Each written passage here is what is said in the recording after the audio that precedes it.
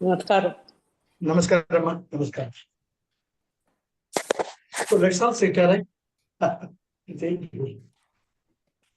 Huh? Super. See you. See you. Where children? Let's all sit here. Palms more facing the ceiling. Spine erect. With a beautiful smile. Take a normal breath in. Breathe out. Take a deep breath in. And let go. For chanting Om. Take a deep breath. Oh.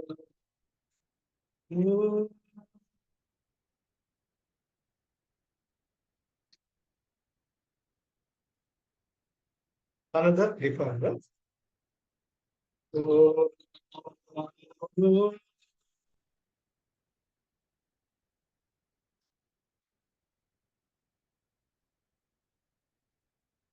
Another different breath.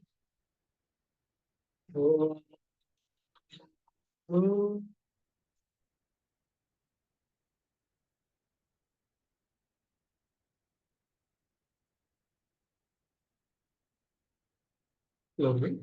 Oh, gradually. எல்லோருக்கும் வணக்கம். நம்ம தொடர்ந்து நம்முடைய திருக்குறள் பயணத்தை தொடரலாம். ரொம்ப அழகா இருந்துருக்கு, அழகா அமைஞ்சிருக்கு. போன வாரம் நாம கல்லாமை, இப்ப துறவரவியல்ல நம்முடைய எவ்வளவுக்கு எவ்வளவு நீத்தார் பெருமை நிலை, முடிவான நிலை, இறைவியும் நானும் ஒன்றுதான் என்று உணரக்கூடிய நிலைக்கு நம்ம வழி நடத்திட்டு போறாங்க.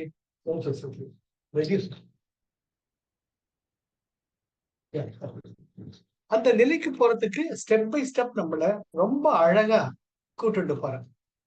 அவ்வளவு அழகா கூட்டிட்டு போறாங்க. என்னது? அருள் உடைமை. மனசுல கருணை இருந்தாலே நம்மதான் கடவுள். அதனால அருள் உடைமைக்கு ரொம்ப முக்கியத்துவம் தர்ற. அதுக்கப்புறமா அதை சார்ந்தது தான் புலால் மறுத்தல்.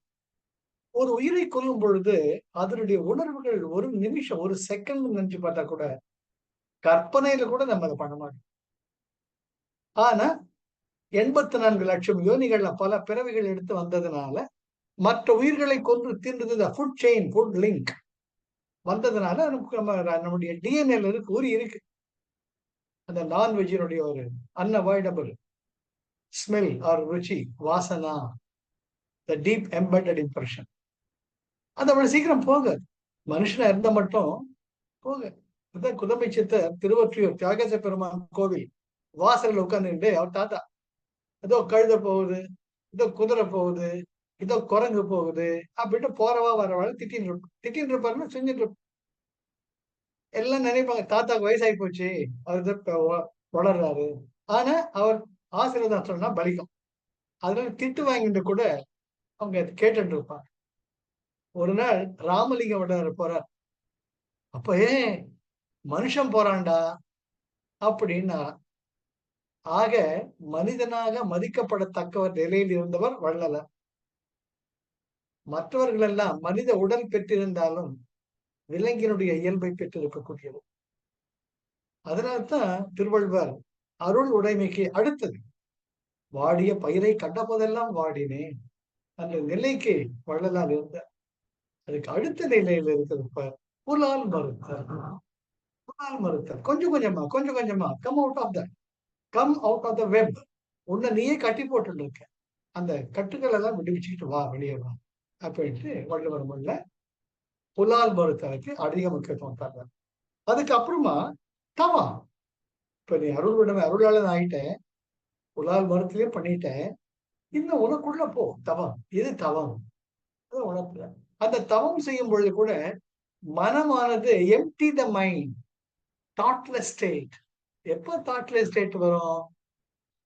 அருணை பத்தி எந்த சிந்தனையும் இருக்கக்கூடாதுன்னு, அருண் நான் ஆயிடும், நான் அருண் ஆயிடும். அருண் நல்லா இருக்கும், அவன் எங்க இருந்தா நல்ல பையன் நல்லா இருக்கும் அப்படின்னு நினைச்சிட்டே இருந்தா வேற குயுக்திய ஒண்ணுமே தோணாது. அவனை பற்றி அன்பு ஒண்ணுதான் தெரியும். அப்போ அந்த அன்பும் சிவமும் இரண்டென்பர் என்று சொல்றப்ப நான் சிவமா மாறிடும்.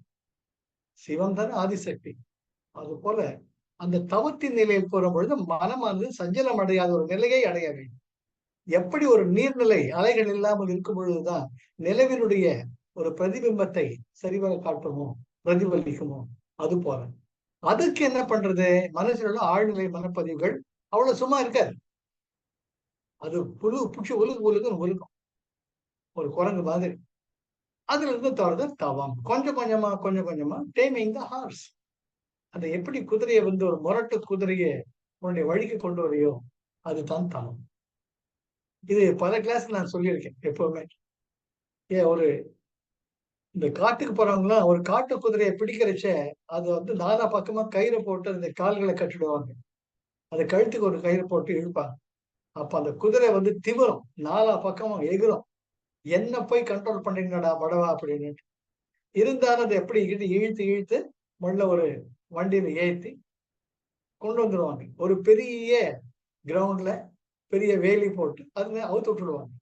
அந்த கோபத்துல இந்த ஃபெராசிட்டி, அந்த மூர்க்கத்துல அப்படியே ஓடும்.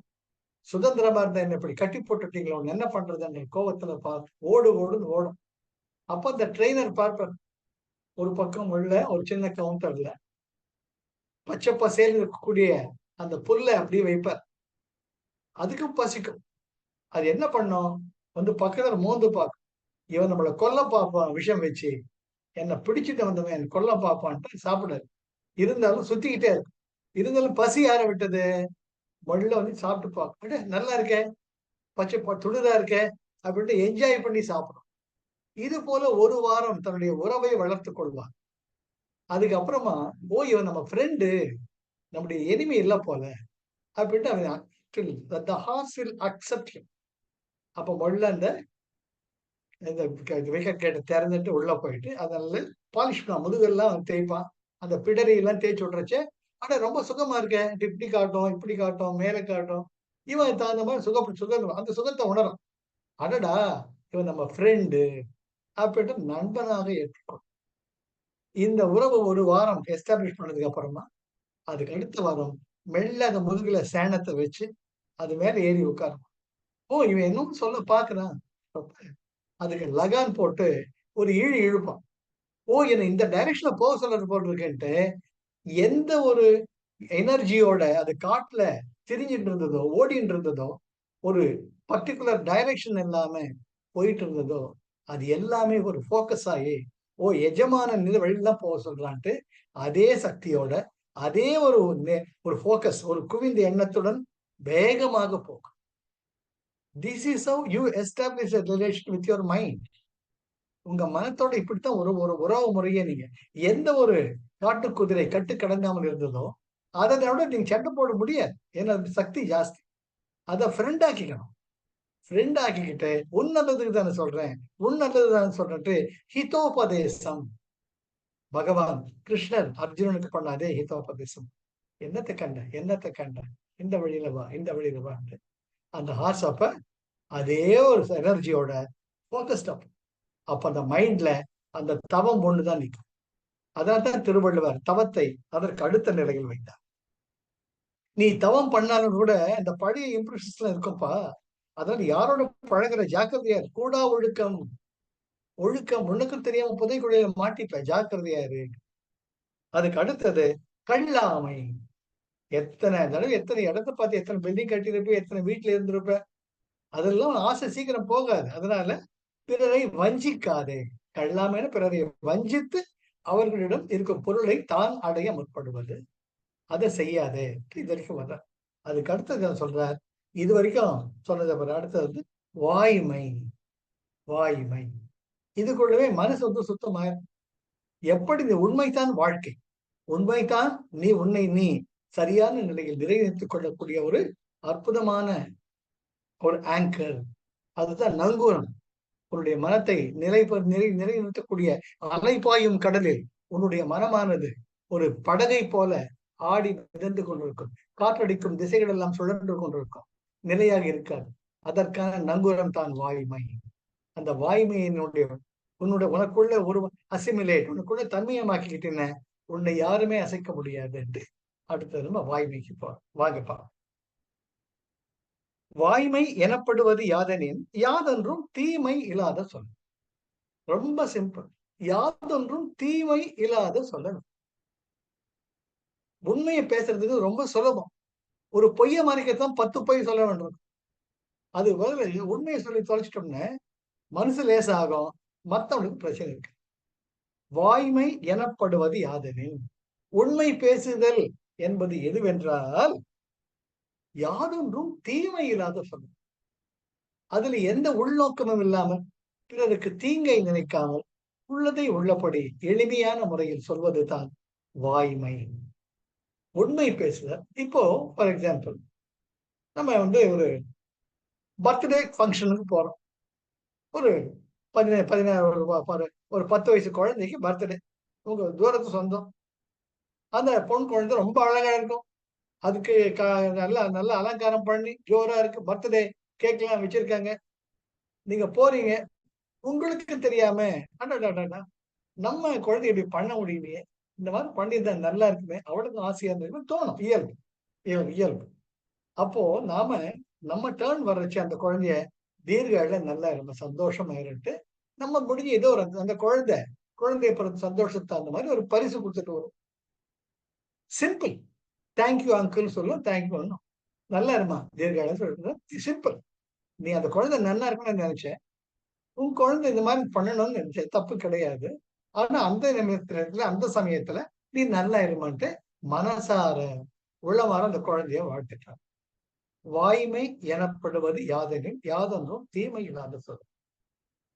இதே அந்த தாக்கத்தோட நம்ம குழந்தை இப்படி பண்ண முடியலையே என்ற தாக்கத்தோட போயிட்டு ஓ இன்னைக்கு பர்த்டேவா இது பெரிய கேக்கா வாங்கியிருக்கலாமே. ஏன் சின்ன கேக் எடுத்துட்டு பெரிய கேக் வாங்க முடியலையா அப்படின்ட்டு அவங்க அம்மா கிட்ட ஒரு ஏழு நம்ம சொல்லிட்டேன். ஏன் இத்தனை பாரு எல்லாம் உஃப் உஃப்னு ஊதி அணைக்கிறா.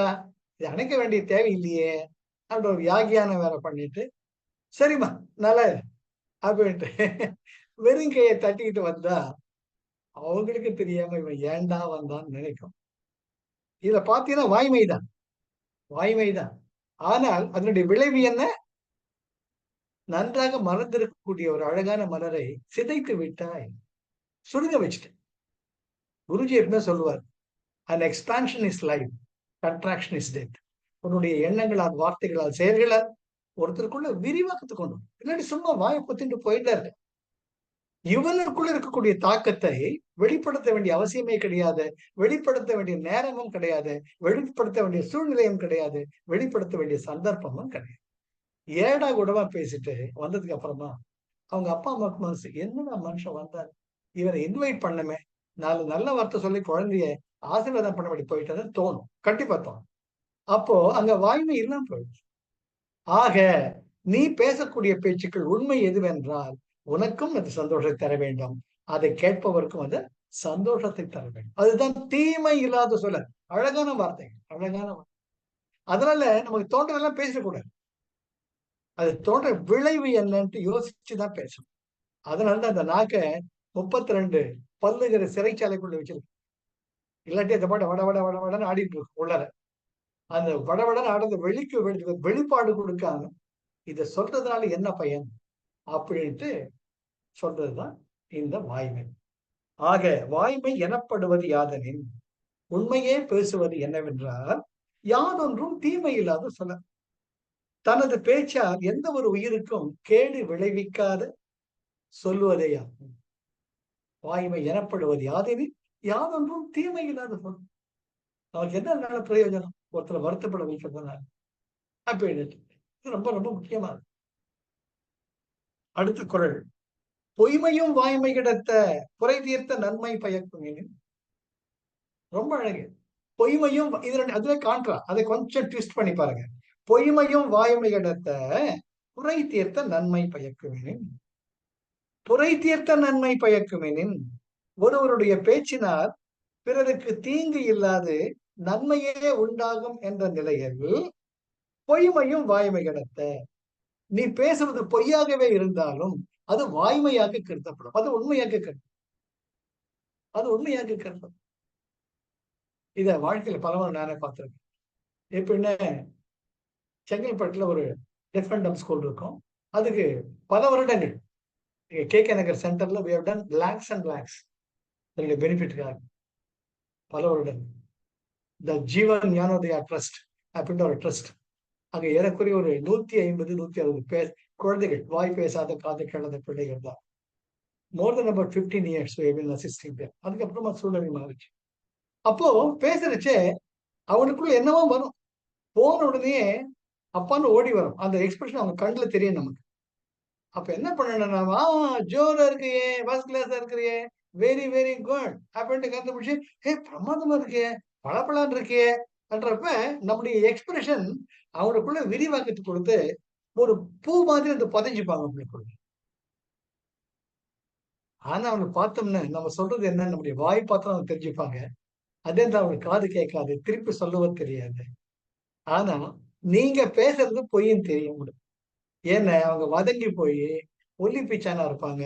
அடுத்த வேளை சாப்பாட்டுக்கு என்ன பண்றது தெரியாத ஒரு சூழ்நிலை இருக்கும். மத்தவங்க எப்படா அடுத்த முறை ஹெல்ப் பண்ணுவாங்கன்னு இருக்கும். நான் ஒவ்வொருத்தரும் கேட்பேன், உங்க பர்த்டேக்கு, உங்க வெட்டிங் ஆனிவர்சரிக்கலாம் அங்க போய் ஸ்பான்சர் பண்ணுங்கன்னு சொல்லியிருக்கேன். நிறைய பண்றப்ப நம்ம பேசுறது உண்மை இல்லைன்னு தெரியும். ஆனா நீங்க பேசுற பொய்யினால ஒரு குழந்தைக்கு ஒரு விரிவாக்கம் கிடைக்கும். எனக்காகவும் என்ன பாத்துக்கிறதுக்காகவும் என் மேல கவனம் வச்சிருக்கிறவன், என் மேல அன்பு காட்டுறதுக்கும் ஒரு மனுஷன் இருக்கான். அது ஒரு அற்புதமான தெய்வீகமான அனுபவம். அது வார்த்தையில சொல்லவே முடியாது. ஆனா அந்த ஸ்கூல்ல நாங்க வாய் லிப் மூமெண்ட்ஸ் வச்சுதான் சொல்லி கொடுத்தோம். Not with the hand moments. அந்த சைன் லாங்குவேஜ் கிடையாது. With lip moments. குழந்தைகளை பிளஸ் டூ பிரமாதம் எழுதலாம். தமிழ்ல அவ்வளவு அழகா பேசும், அவ்வளவு அழகா எக்ஸ்பிரஷன் கொடுப்பா. நான் எனக்கு ஜெயஸ்ரீக்கு KK நகர் சென்டர் ரொம்ப ஃபேமஸ். ஆக பொய்மையும் வாய்மை இடத்த, பொய்மையும் வாய்மை இடத்த. இதே போல இதே பல பர்த்டே ஃபங்க்ஷனுக்கே போறோம். அந்த குழந்தை கேக்க ட்ரெஸ் பண்ணிட்டு இருக்கு. நீங்க பாக்குறீங்க, நீங்க இந்த அக்கேஷன் போயிட்டு இந்த மாதிரி அரைக்குறை ட்ரெஸ் போட்டு நிக்கிறா, இதெல்லாம் பொம்மை நாட்டியா, இத்தனை வயசாகுது, 1.5 கழுத வயசாகுது, இது எப்படி ட்ரெஸ் பண்ண கூட அப்பா அம்மா சொல்லி தர மாட்டாளா? ஜடை போடாம அப்படியே பரட்ட மயிரா இருக்குது, லிப்ஸ்டிக் போட்டுட்டு இருக்கு, கண்ணுக்கு மை தீட்டல, என்ன வளர்த்த வளர்ப்பு அப்படின்னு நினைச்சிட்டு போவோம் நாம. அப்ப அங்க போய் நம்ம கிஃப்ட் கொடுக்கறச்சே, ஆஹா மகாலட்சுமிமா இருக்கமா, ஜோரா இருக்கு, பல்லாண்டு ஜோரா இருக்குமா, நல்லா இருக்குன்றப்ப அந்த குழந்தைக்கு ஒரு சந்தோஷம். உங்களுக்கு அந்த குழந்தையுடைய அப்பியரன்ஸ் பிடிக்கல, ஆனா அவங்களுக்கும் தனி குணம் இருக்கு, அவங்க அப்பா அம்மாவுக்கு விருப்பம் இருக்கும், அந்த குழந்தைக்கு சந்தோஷம் இருக்கும். Why you are invited? To go and happily participate in the function and to say a few words of good wishes. அந்த பண்ணிட்டு வந்துட்டார். அங்க போயிட்டு என்ன உன்னை வளர்ப்பே சரியில்லை, நாளக்கிழமைய பொட்டு வச்சுக்க மாட்டியா, நெத்தில எப்படி இருக்கேன், நெத்தில ஒண்ணுமே இல்லையே, ஜடை போட மாட்டியா, பர்த்டே நீ இப்படியா இருப்ப கேட்க என்ன மாமி சொல்ல தர மாட்டாடா, உங்க அப்பா காலத்துல தான் பார்த்துட்டு இருக்கேன், அவர் உன்னெல்லாம் எப்படி வளர்த்தார், இப்படி என்ன கெட்டு குட்டிச்சவரா இருக்கியே, இவ்வளவு பார்த்தா 10 வயசு குழந்தை மாதிரியா இருக்கு, எப்படி இருக்க தடி மாடு மாதிரி அப்படின்னு அந்த வார்த்தை கொட்டனேன்னு வச்சாங்க. ஆனா படுபாவி ஏண்டா வந்தேன்னு அங்க பொய்மையும் வாய்மை கிடத்த புரை தீர்த்த நன்மை பயக்குவேன். அங்க உனக்கு ஒத்து வராத இடத்துல உனக்கு பாராட்டணும்னு தோணுது, ஆனா நீ பேசுறதுலாம் பொய்ன்னு தெரியுது. ஏன்னா அந்த குழந்தைக்கான அழகுல லட்சணமா இருக்கு. ஆனா உனக்கு தெரியுங்கிறதுனால அந்த குழந்தைய புண்படுத்தணுங்கிறத நீ பேசிட்டு இருக்க. உன்னுடைய எண்ணம் தான் முக்கியம். நீ அந்த குழந்தையை புண்படுத்துற அந்த குழந்தைக்கு தெரியும், அப்பா அம்மாவுக்கு தெரியும், உன்னுடைய மனசாட்சிக்கு தெரியும்.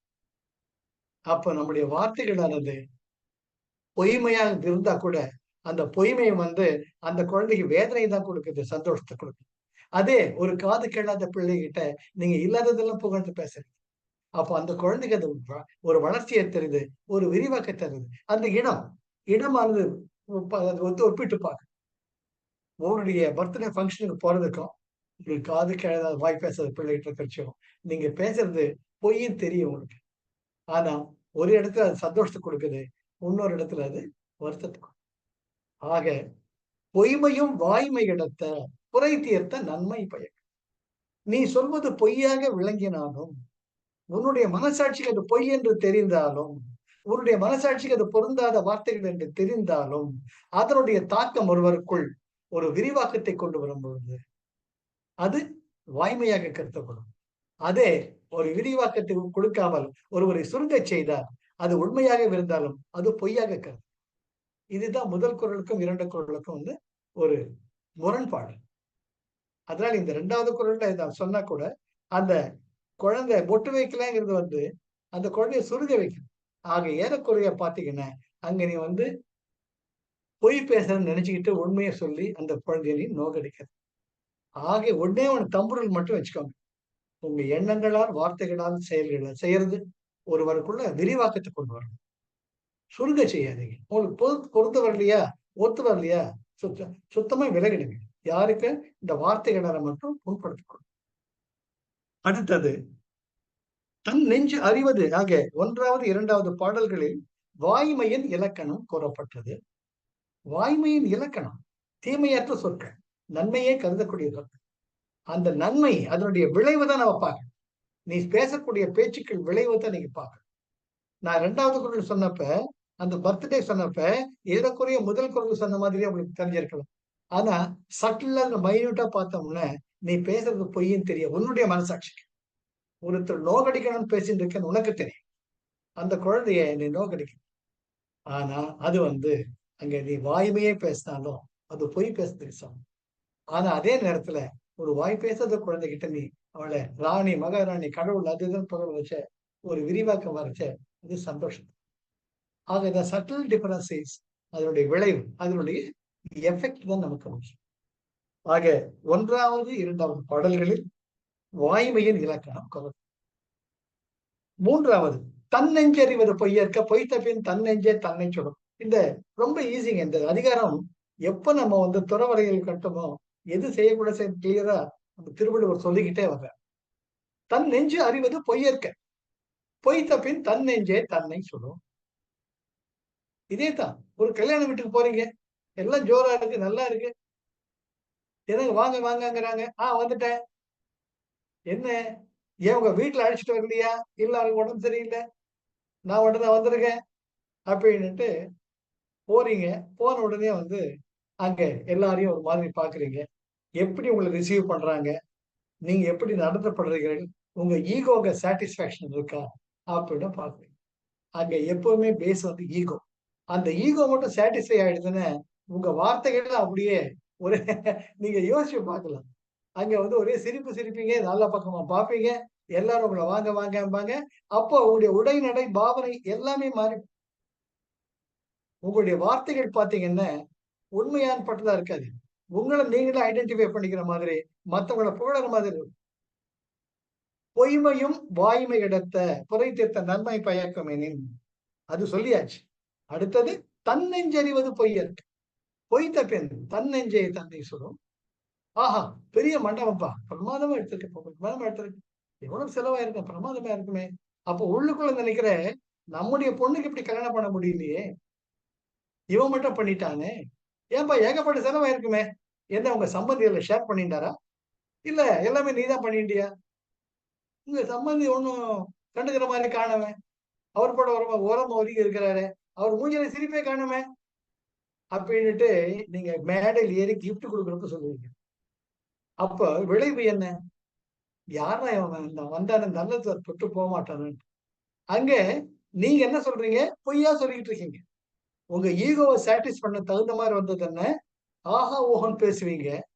அதே நேரத்துல நமக்கு இல்லாத இவங்களுக்கு கிடைச்சிடுத்து அப்படின்ட்டு மத்தவங்களை எப்படிடா புண்படுத்துவீங்க அப்படின்னு. இது சகஜம். எதுக்குன்னா நம்முடைய ஈகோக்கு நம்ம ரொம்ப முக்கியத்துவம் தரோம். அதுதான் வள்ளுவர் சொல்றார், அதை வேண்டாம். நான் எனக்கு என்னுடைய எண்ணத்துக்கு முக்கியத்துவம் தராம எதுக்கு போனோமோ அத உண்மையை பேசிட்டு வந்துட்டே. தன் நெஞ்சறிவது பொய்யற்க பொய்த்த பின் தன் நெஞ்சே தன்னை சுடும். அப்புறம் இறங்கி வர்றீங்க. வந்த உடனே உங்க ஃப்ரெண்டு, அதாவது பொண்ணோட அப்பா மூஞ்சியோ சொல்லிக்கிட்டு இருக்கோம். பையனுடைய அதாவது அவங்க சம்பந்திகளும் வந்து ஒரு மாதிரியா பார்த்துட்டு இருப்பாங்க. அவங்களுக்குள்ள ஒரு முரண்பாடு தெரியும். யாரு அந்த ஆளுன்ற மாதிரி. அது உங்களுக்கும் தெரியும். அப்ப என்ன ஆகும்?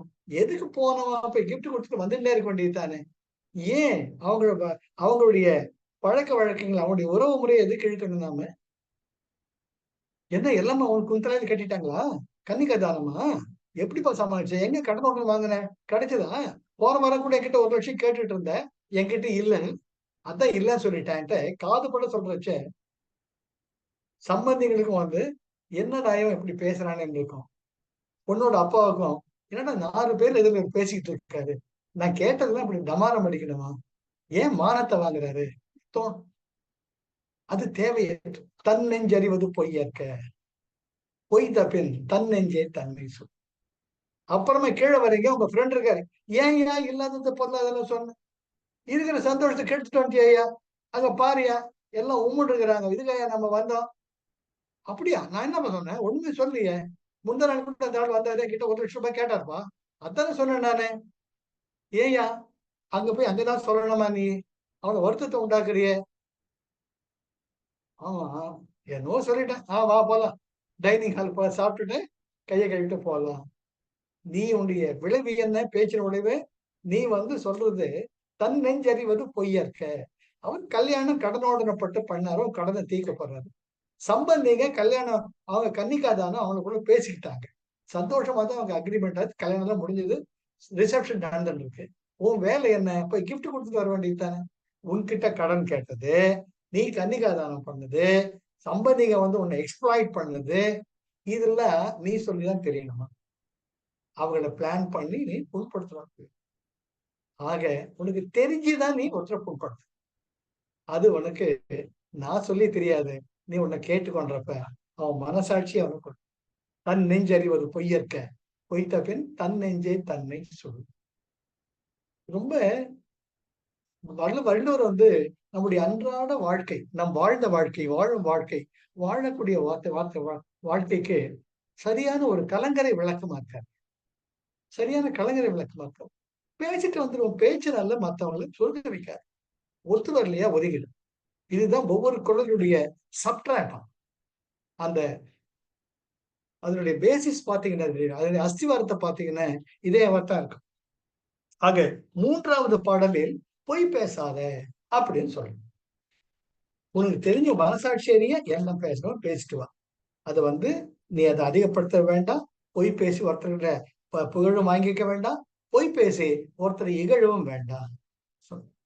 4வது பாடலில் உள்ளத்தால் பொய்யாத ஒழுகினும் உலகத்தால் உள்ளத்தெல்லாம் உலகம். இது ரொம்ப சிம்பிள்ங்க. இதை நம்ம பிராக்டிக்கலா பார்க்கலாம். இது முக்கியமா டீச்சர்ஸ் பார்க்கலாம்.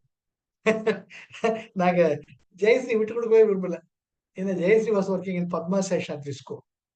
அங்கே she has served for 25 years. She is such an honest, sincere, committed, truthful teacher. I know that. பசங்க எல்லாம் ஜெயஸ்ரீ மேம்னு தலையில தூக்கி வச்சுப்பாங்க. நாங்க 2007ல யுஎஸ் போனப்ப அங்க ஒரு மால்ல இருக்கோம். ஏதோ வாங்கிட்டு இருக்கோம்.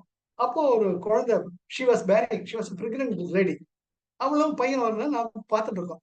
அந்த பையன் பையன் வந்து குருபியோ நமக அப்படிங்கிறான். பார்த்தா ஜெயஸ்ரீயோட ஸ்டூடெண்ட். அவ 2 பேரும் அந்த மால்ல எங்க 2 பேரும் காலில் விழுந்து நமஸ்காரம் வாங்கினோம். Such was the credit commanded by Desh. ஆனா எல்லாருக்கும் இந்த good teacher, prominent teacher, best teacher award கிடைச்சாங்க. 25 வருஷம் சர்வீஸ் பண்ணியும் பிஜிடியா ஒரு தடவை கூட அந்த ஸ்கூல் அவளை ரெகக்னைஸ் பண்ணதே கிடையாது. Just because they consider as she doesn't belong to the community. இதெல்லாம் பிராக்டிக்கலா பாக்குறேன். ஆனா அதை ரெக்கக்னைஸ் பண்றதுக்கு, மரியாதை பண்றதுக்கு அவங்களுக்கான ஸ்டூடெண்ட்ஸ் இருக்காங்க. இன்னைக்கும் பாக்குறேன் பல நிகழ்ச்சிகள்ல போறச்ச திடீர்னு வந்து குருபியோ நமக, ஸ்ரீ குருபியோ நமக, அவங்க வளகாப்பு கூப்பிட்டாங்க. அங்க நாங்க வந்து கூப்பிட்டு போறோம், கண்டிப்பா வாங்குவோம், பேபி ஷவர். அதெல்லாம் அனுபவங்கள். அதனால நாம உள்ளத்தால் பொய்யாத ஒழுகின் உலகத்தால் உள்ளத்து எல்லாம் ஒழுகு. நமக்கு டாக்டரேட் கொடுக்க வேண்டாம், பிஹெச்டி கொடுக்க வேண்டாம், ஒண்ணுமே கொடுக்க வேண்டாம். ஒவ்வொருத்தர் பதில் நாம அதுதான் முக்கியம். உள்ளத்தால் பொய்யாத ஒழுகின் உலகத்தால் உள்ளத்து எல்லாம் உளம். உள்ளத்தால் பொய்யாது ஒழுகின் ஒருவன் தன் மனசாட்சி அறிய பொய் கூறாமல் இருப்பானேயானா உலகத்தார் உள்ளத்தெல்லாம் உளன். இவ்வுலகில் வாழும் நல்லவர்கள் உள்ளத்தில் எல்லாம் அவன் எப்பொழுதும் நினைத்து போற்றப்படுவான். ஆக இந்த 4வது பாடலில் வாய்மையினுடைய உயர்வு திருவள்ளுவர் விட்டுக் கொடுக்க மாட்டார். திருவள்ளுவர் உலகத்தை பத்தி கவலைப்படாத, உனக்கான நல்லவங்க 4 பேர் இருப்பாங்க. உன்னை போற்றி மகிழறதுக்காக அடியா நெஞ்சத்தின் அடி ஆழத்திலிருந்து உன் மேல மரியாதை வச்சிருக்கிறாங்க, நிச்சயமா இருக்காங்க. அது போதும், அது போதும், அது போதும்ட்டு இங்க திருவள்ளுவர் நமக்கு சமாதானம் சொல்லு. பார்க்கிறோம் இல்லையோ, எத்தனை பேரு டாக்டரேட் கூடாங்க, எத்தனை பேர் டாக்டரேட்டுக்கு தகுதி வாய்ந்தவர்கள் இருக்காங்க. அது அவங்க மனசாட்சிக்கு தான் தெரியும். ஆக உள்ளத்தால் பொய்யாது ஒழியன் உலகத்தார் உள்ளத்து எல்லாம். எளிமையான குரல். ஆனா மிக மிக நுண்ணியமாக நம்ம நுண்மையாக ஒவ்வொருத்தரும் நம்ம நினைச்சு பார்க்கக்கூடிய ஒரு திருக்குறள். அடுத்தது, மனத்தோடு வாய்மை மொழியன் தவத்தோடு தானம் செய்வாரின் தலை. மனத்தோடு வாய்மை மொழியன், உன்னுடைய மனசறிய, உன்னுடைய நெஞ்சம் அறிய நீ உண்மையே பேசிட்டு இருந்தேன்ன. தவத்தோடு தானம், இந்த தவத்தோடு தானம் அழகான ஒரு வார்த்தை.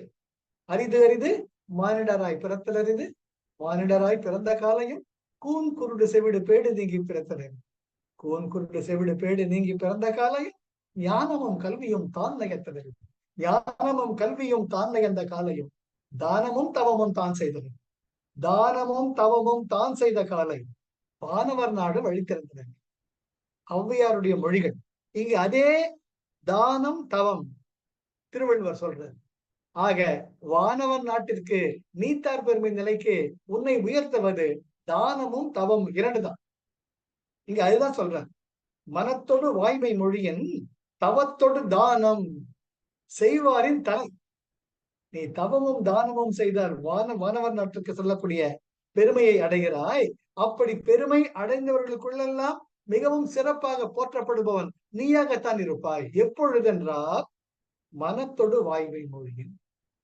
சார் எவ்வளவு அழகான திருக்குறள் சார், பாத்தீங்களா? அப்போ அந்த பெரியவங்க எல்லாமே திருப்ப திருப்ப திருப்ப திருப்ப சொல்றது ரெண்டுதான், தானம் தவம். இதுதான் அருளுடைய தானம் என்பது மனசறிஞ்சு ஒரு உயிருக்கு நல்லது பண்றது, நல்லது பேசுறது, நல்லது நினைக்கிறது, நல்லது செய்யறது. தவம் என்பது சுவாத்தியாயம். 50 வருஷத்துக்கு முன்னாடி எங்க இருந்தேன், 50 வருஷத்துக்கு அப்புறம் எங்க இருக்க, நான் தான் இந்த உடம்பா, வேற யாரையா? Who am I in reality? சுவாத்தியாயா, தன்னை பற்றி தானே ஆராய்வதுதான் தவம். தவம் என்பது நான் யார், இந்த உடம்பா? இல்லையே. இந்த உடம்பு நான் தூங்கக்கூடாதுன்னு கண் முடிச்சுட்டு தூக்கம் வருது, பசிக்க கூடாதுன்னு நினைச்சா பசிக்குது, பசிக்க வேணாம்னு நினைச்சா அப்பவும் பசிக்குது, பசிச்சுது இதுக்கு மேல சாப்பிட வேணும்னா ஐயோ இன்னொரு லட்டு சாப்பிடணும்னு கேக்குது. அப்போ இந்த உடம்பு நான் சொல்றதே கேட்க மாட்டேங்குது. நான் சீக்கிரம் போனேன் இன்னைக்கு ஆபீஸுக்கு, சீக்கிரமா இன்னைக்கு காலங்காலத்துல 3 மணிக்கு எந்திரிக்கணும் நினைச்சா ஆனா கண்ணு திறக்க மாட்டேங்குது, தூங்கிதான் இருக்கு. அதை கஷ்டப்படுத்தி எடுத்துட்டு இருக்கோம். ஆக என் உடம்பே என்னை கேட்கவில்லை, அப்பொழுது என் உடம்புக்கும் எனக்கும் என்ன சம்பந்தம்? இந்த கேள்வி வரணும். சுவாத்தியாயம். ஆக இது ரெண்டு தான், தவமும் தானமும். அப்படி செய்து நீ இறைநிலையை அடைக்கும் பொழுது, அடையக்கூடிய தகுதியை அடையும் பொழுது, அப்பேற்பட்ட தகுதியை அடைந்தவர்களுக்குள்ளெல்லாம் தலைவனாக நீ கருதப்படுவாய். தலைவனாக தலையாய முதலிடத்தை நீ அடைவாய். இது ரொம்ப அழகா சொல்றார். மனத்தோடு வாய்மை மொழியின் தவத்தோடு தானம் செய்வாரின் தலை. மனத்தோடு வாய்மை மொழியின் ஒருவன் தன் மனமறிய எப்போதும் உண்மையை பேசி வாழ்வானேயானால் தவத்தோடு தியானம் செய்வாரின் தலை. தலையர்ந்த உயர்ந்தவன், தலையானவன், தலைமையானவன். தவமும் தானமும் செய்பவர்களை விட உயர்ந்தவனாக கருதப்படுவான். இம்மையில் உயர்வும் புகழும் தானாகவே சேரும். அவன் அதை தேடி போக வேண்டாம், புகழையும் உயர்வையும் தேடி போக வேண்டாம். உலகில் உள்ளத்தார் எல்லாம் உயர், அதனுடைய உள்ளத்துல நீ திகழ்பவனாக இருப்பாய். ரொம்ப அழகான குரல், அழகான குரல். அடுத்தது, பொய்யாமை அன்ன புகழ் இல்லை. பொய்யாமை அன்ன புகழ் இல்லை, எய்யாமை எல்லா அறமும் தன். பொய்யாமை தான் உனக்கு உன் மனசாட்சி தட்டிக்கிட்டே இருக்கும். நீ நல்லவன், நீ நல்லவன், நீ நல்லவன். அங்க உனக்கான தேவைகளுக்கு குறைவே இருக்க. உனக்கான தேவைகள் உண்ண உணவும் உடுக்க உடையும் இருக்க ஒரு இடமும் முறையுடன் உனக்கு தானாக வந்து சேரும். இது இறைவனுடைய ஒரு உறுதிமொழி. அதை பத்தி கவலைப்பட வேண்டும். உங்ககிட்ட காரி பங்களா எல்லாம் நினைக்கலாம், ஆனா அந்த நிம்மதியான தூக்கமும் ஆரோக்கியமும் எப்பொழுதுமே இருக்கும். அது என்னது? பொய்யாமை அன்ன புகழ் இல்லை. பொய் பேசாது இருக்கக்கூடிய ஒழுக்கத்தை போன்று. புகழ் என்றால் எங்கே ஒழுக்கம், சிறப்பானது வேறொன்றும் இல்லை. பொய்யாமை அன்ன புகழ் இல்லை, பொய் பேசாது இருக்கும் ஒழுக்கத்தை போன்று சிறப்பானது வேறொன்றும் இல்லை. ஏன்? எய்யாமை எல்லா அறமும் தரும். எய்யாமை என்றால் மறுமைக்கு தேவையான எதை நீ எய்ய வேண்டும் என்று முயற்சி செய்கிறாயோ, எதை நம்ம எய்யணும்? தவமும் தியானமும். நமக்கு அந்த நீத்தார் நிலை அடைய தவமும் தியானமும் வேணும். அது எய்யாமை. நீ முயன்று பார்க்காமலேயே வேற தவமும் தியானமும் பண்றவங்க அவங்க ஒரு நெறிமுறை, ஒரு ஒழுக்க நெறி, ஒரு ராஜயோகமோ ஏதோ ஒரு பண்ணும். அந்த நீத்தார் பெருமையில வள்ளுவர் சொல்றது. ஆனா இது சொல்ற, நீ உண்மையே பேசின்னு வச்சவங்க உனக்கு பல சம்பவங்கள் வரும், பல சோதனைகள் வரும், பல வேதனைகள் வரும். அதனால நீ தனியா உட்கார்ந்து தியானம் பண்ண வேண்டாம், தவமும் பண்ண வேண்டாம். எய்யாமை அவைகள் எல்லாம் மற்றவர்கள் செய்தால்தான் நீ அழகா இருக்கிறது. மற்றவர்கள் எல்லாம் அதை செய்தால்தான் நீ தன்னை அடைய முடியும். ஆனால் நீ பொய்யாது ஒழுகினாலேயே அவை நீ செய்யாமலேயே உனக்கு செய்ததாக கருதப்படும். It's a very very subtle thing. மற்றவங்களெல்லாம் முயற்சி செஞ்சு அந்த தவம் தியானம் எல்லாம் பண்ணணும், அந்த யஜ்யம் வளர்க்கணும், பிரம்மச்சரியம் கடைபிடிக்கணும். அப்பதான் நீ. ஆனா நீ பொய்யாது இருந்து என்ன, இத வரக்கூடிய விட 100 மடங்கு கஷ்டம் உனக்கு வரும். இதை விட நீ அதை முன்ன எல்லாம் திருப்பி போட்டு உலகம் உன்னை வேடிக்கை பார்க்கும். ஹரிச்சந்திர மகாராஜனுடைய வாழ்க்கையே இதற்கு அற்புதமான சான்று. பொய்யாத ஒழுகணும். எல்லாம் அவன் படாத கஷ்டமே கிடையாது. அதனால தானாகவே அந்த மறுமை நிலை அவருக்கு வாய்த்து விட்டது. இறைமை கடைசியில விஸ்வாமித்திரர், நீதாயா உண்மையாலுமே பெரிய ரிஷி, நீதான் ராஜ ரிஷிட்டு விஸ்வாமித்திரர் ஒத்துக்கிறார். அப்பேற்பட்ட ராஜ ரிஷி நிலை எப்படி கிடைச்சது ஹரிச்சந்திரனுக்கு? எல்லா கஷ்டமும் பட்டு அவருக்கு தனியா மெடிடேட் தியானம் பண்ணல, அதுக்காக தவமும் பண்ணல. அவர் தன்னை செஞ்சதெல்லாம் உண்மையே பேசி உண்மையாகவே இருந்தது. அதுதான் அற்புதமான உதாரணம் நம்ம ஹரிச்சந்திர மகாராஜா தான். பொய்யாமையென்ன புகழ் இல்லை, எய்யாமை எல்லா அறமும் தரும். பொய் பேசாது இருக்கும் ஒழுக்கத்தை போன்று சிறப்பானது வேறொன்றும் இல்லை. ஏனென்றால் எய்யாமை எல்லா அறமும் தரும்.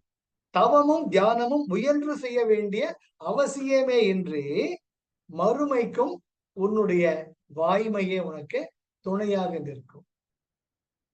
அற்புதமான குரல். அடுத்து 7வது குரல். பொய்யாமை ஆற்றின் அறம்பிற செய்யாமை நன். எளிமையான குரல். பொய்யாமை ஆற்றின், ஒருவன் பொய் கூறாதிருக்கும் ஒழுக்கத்தை, பொய்யாமை அந்த ஒழுக்கத்தை பொய்யாமை ஆற்றின் தவறாது செய்து வந்தார். முதல்ல பொய்யாமைங்கிறது ஒழுக்கம். பொய்யாமை என்ற ஒழுக்கத்தை பொய்யாது ஆற்றின், சிறிது கூட நிலை தவறாமல் நீ செய்து கொண்டே வருவாயானால் அறம் பெற, அறவழிகளோ தர்மமோ தர்மமும் மற்ற பற்பல அறச்செயல்களை நீ செய்யாவிட்டாலும் செய்யாமல் இருந்தாலும் செய்யாமை நன்று.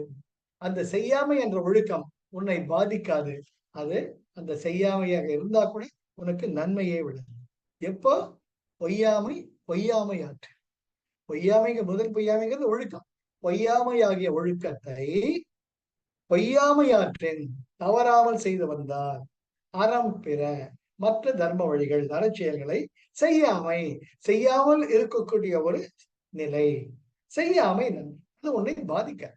நீ செய்யாமையா இருந்தா கூட பாதிக்காது. ஏன்னா நீ பொய்யாமை ஆற்றின், பொய்யாமை என்ற அந்த வாய்மையை தவறாது கணமும் தவறாது நீ கடைப்பற்றி வருவதால் அதுவே தலையாய அறச்செயலாக கருதப்படும். அதுதான் அற்புதமான ஒரு அறச்செயலாக தர்ம செயலாக கருதப்படும். அற்புதமான குரல்.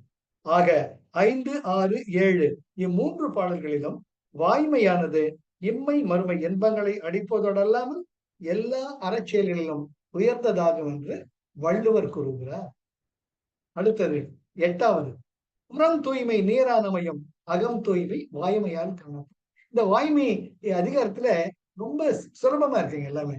அவருடைய வார்த்தை பிரயோகமும் சரி, அவர்களுடைய சொல்லக்கூடிய பாவமும் சரி, வெளிப்படுத்திய நிலையும் சரி, மிகவும் எளிமையானதா இருக்கு. புறம் தூய்மை நீரானமையும் அகம் தூய்மை வாய்மையால் காணும். நம்ம உடம்பு எப்படி சுத்தமா வச்சுக்க முடியும்?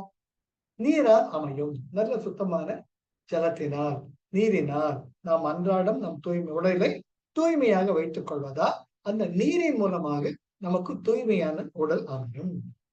உன்னுடைய உள்ள தூய்மையா இருக்கு என்ன பண்ணணும்? அகம் தூய்மை வாய்மையால் காணும். நீ பொய் பேசாது அந்த வாய்மையை கடைபிடித்துக் கொண்டிருந்தால் தான் உன்னுடைய அகமானது தூய்மையாக ஒளிரும், ஜொலிக்கும். புறம் தூய்மை நீரால் ஆகும்.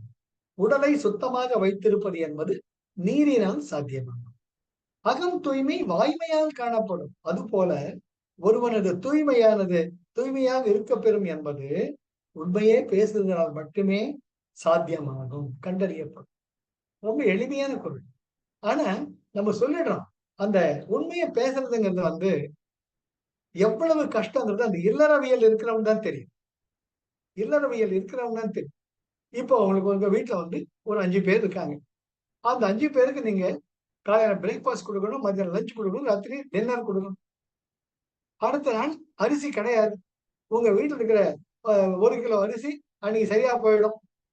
அப்போ பக்கத்து வீட்டு மாமி எங்க வீட்டுல ஒரு குண்டு மணி அரிசி கூட இல்ல, ஒரு மணி அரிசி கூட இல்ல, கொஞ்சம் மாமி ஒரு 2 அழகு கொடுங்க, நாளைக்கு நான் கொடுத்து விடுறேன்னு சொல்றோம்.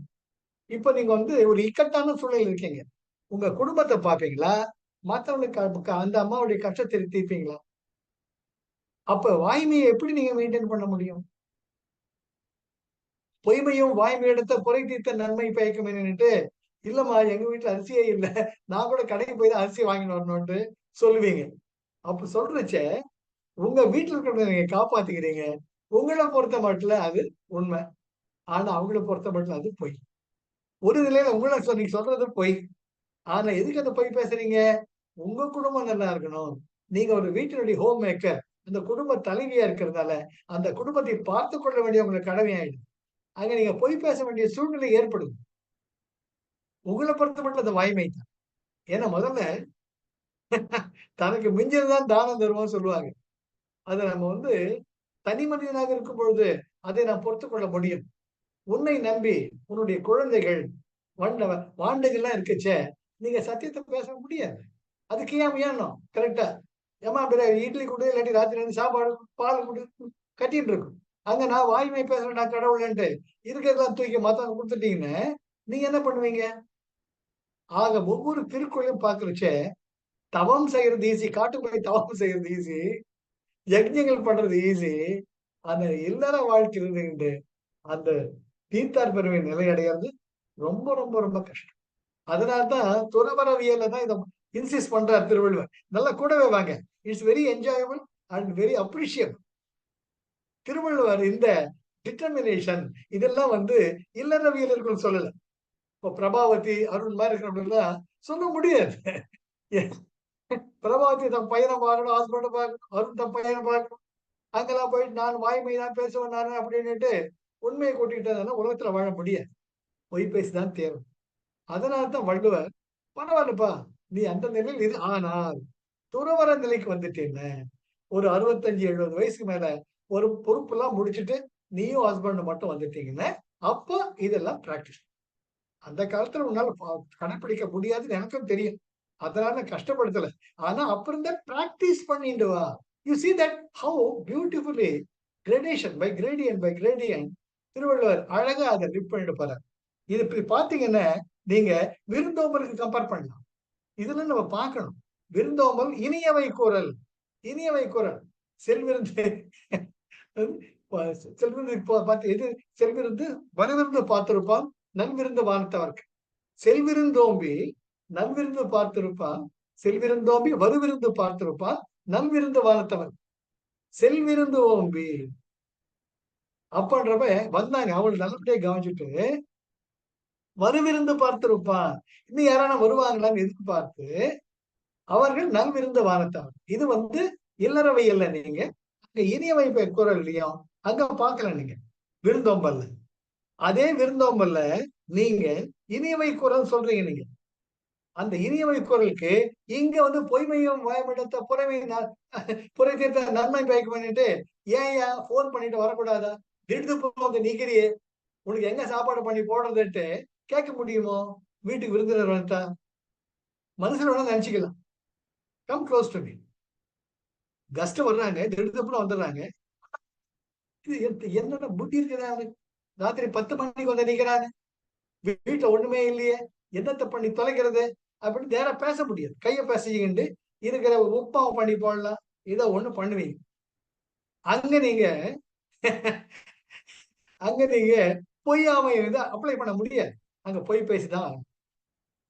ஆனால் இருக்கக்கூடிய கடமைகளை, பொறுப்புகளை எல்லாம் முடிந்து துறவற நிலை, துறவற வயதிற்கு வரும் பொழுது பொறுப்புகளை நீ உன்னுடைய மனைவியும் நீயும் மட்டும் தனியாக தவநிலைக்கு வரும் பொழுது, அப்போ செஞ்சதெல்லாம் விட்டுட்டு don't look back the past, now observe, live in the present, live in the present, live in the present, இதெல்லாம் அப்ளை பண்ணணும்.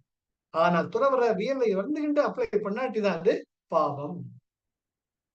It's very important. எந்த கான்டெக்ட்ல இடம் பொருள் ஏவல், எங்க ஒவ்வொரு வயசுக்கு ஒரு அழகு உண்டு. கல்யாணம் பண்ணிக்கிறது ஒரு அழகு இருக்கு, குழந்தைகளை பெற்றுக்கிறதுக்கு ஒரு அழகு இருக்கு, வாழ்க்கையை பிரேக் பண்றது ஒரு அழகு இருக்கு. அதெல்லாம் போயிட்டு கடைசியில துறவரவியல் தான் நம்முடைய வாழ்க்கையினுடைய முடிவான தருணம். நாம் யார் என்று நினைக்கக்கூடிய தருணம். அவர்களுக்காக தான் இந்த வாய்மை, இந்த அதிகாரத்தில் உள்ள ஒவ்வொரு குரலும் பொருந்தும். அருணாவட்டி பிரபா வச்சு அது கன்ஃபியூஸ் பண்ணிக்கப்பட்டார். ஐயோ அப்பா இந்த மாதிரி சொல்லிட்டாரு, அது நாளைக்கு வந்து நான் பொய்யா பேசாம இருக்கணும் முடியாது. பொய் பேசிதான் தீரணும். என்னையா டார்கெட் பிடிச்சிட்டியா, யூஸ்லெஸ் ஃபெலோ, இந்த ஆள் மேனேஜர் இருக்கிறது லாய்க்கு இல்லை, இந்த முறை ஏன் நெகட்டிவ் பர்ஃபார்மன்ஸே கிடையாது, நீ அங்க நேரம் பேச முடியுமா? மடையாட்டு.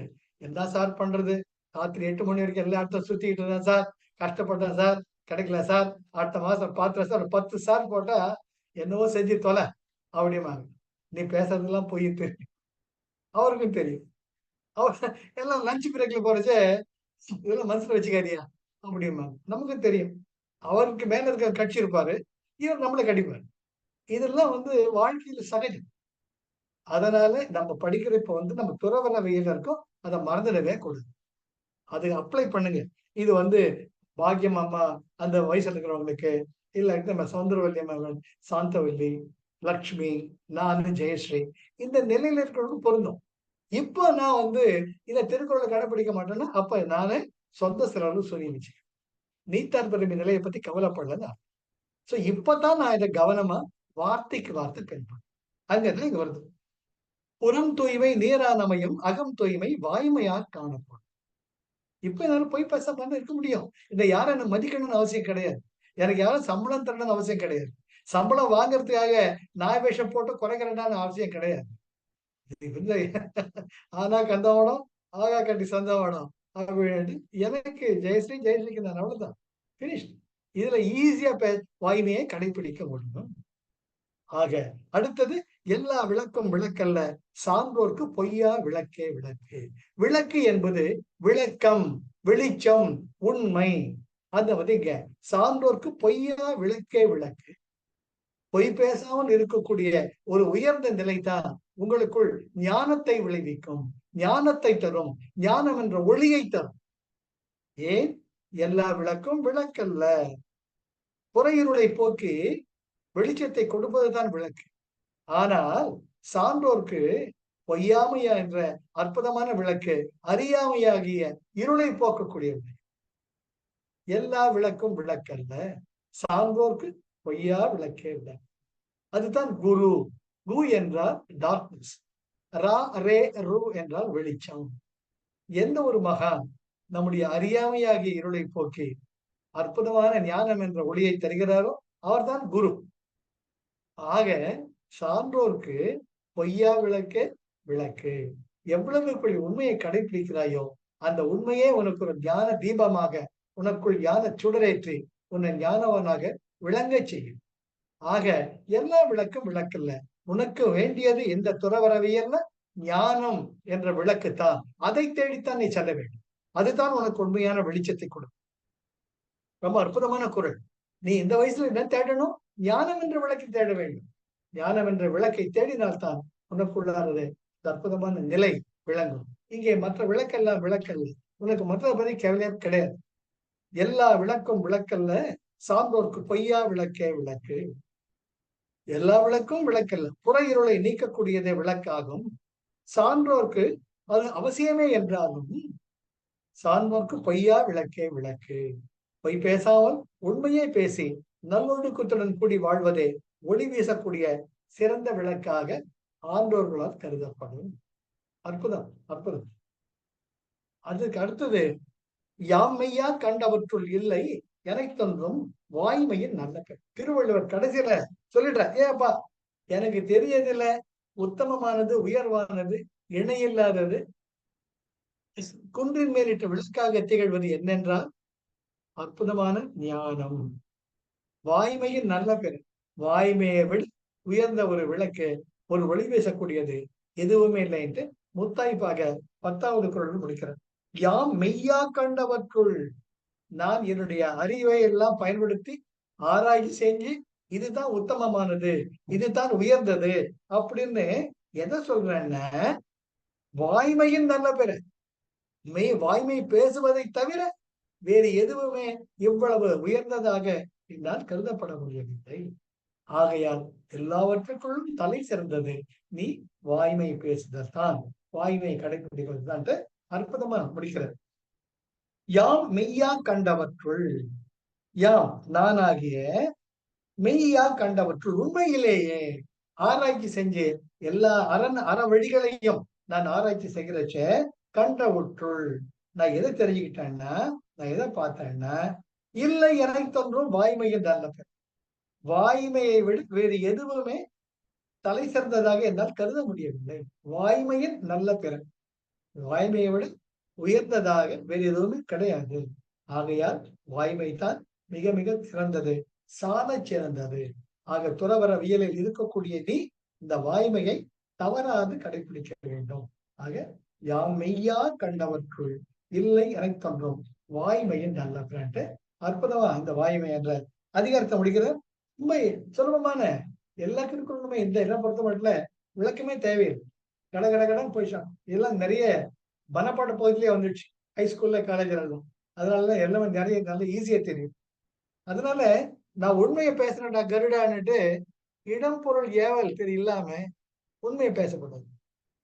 உனக்கு அது உண்மையா இருக்கலாம், மற்றவங்களுக்கு புண்படுத்துறதா இருந்தா அதை பேச, அங்க மௌனம் காத்தல் நல்லது. அதே நேரத்துல பேச வேண்டிய நேரத்துல பேசாம இருக்கிறது தான்.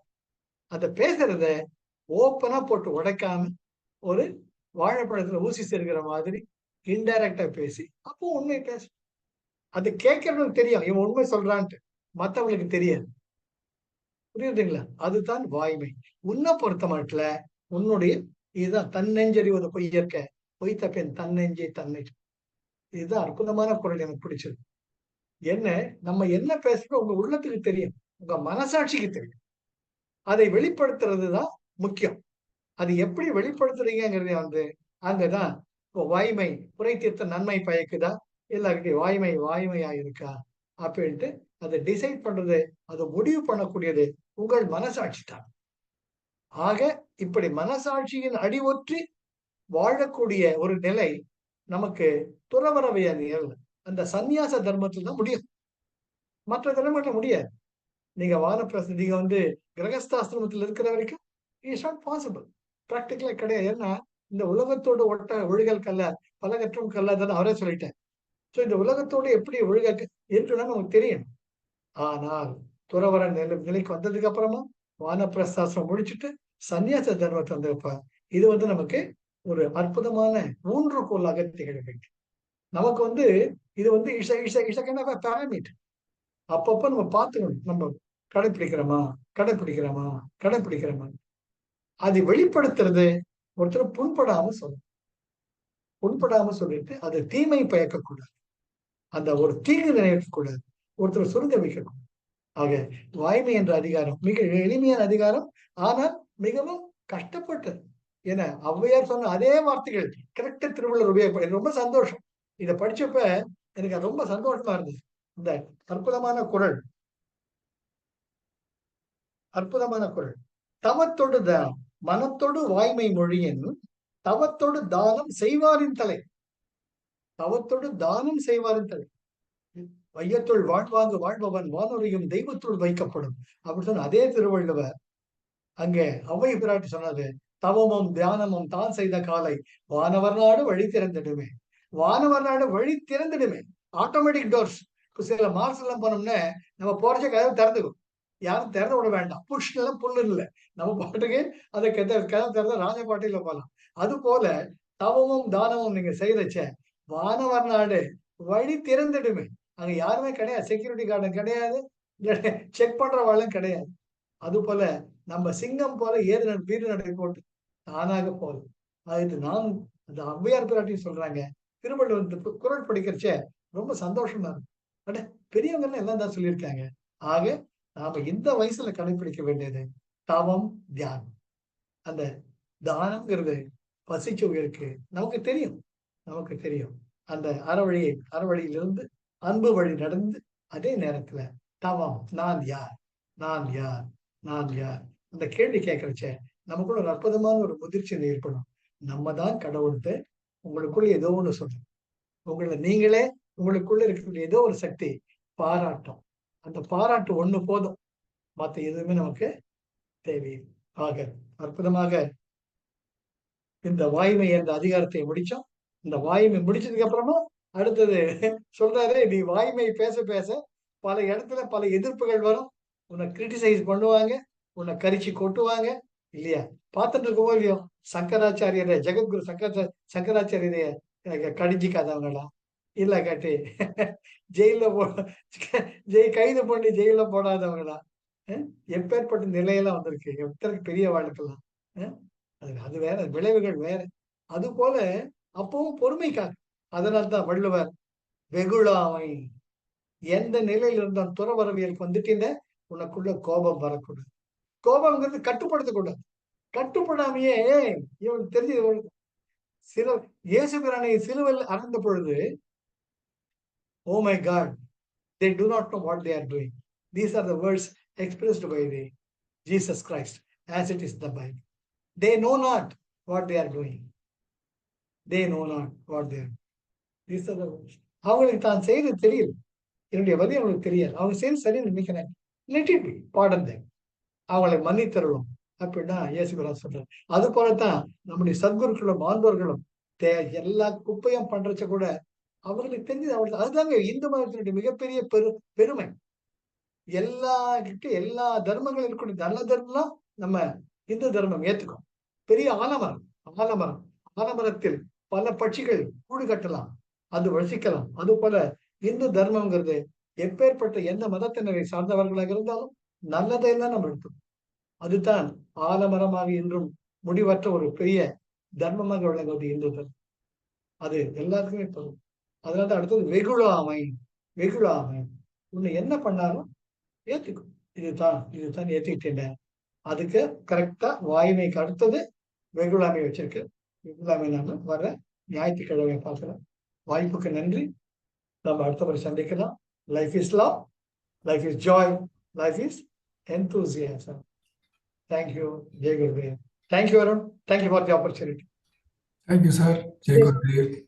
Jai Gurudev. Jai Gurudev. Jai Gurudev.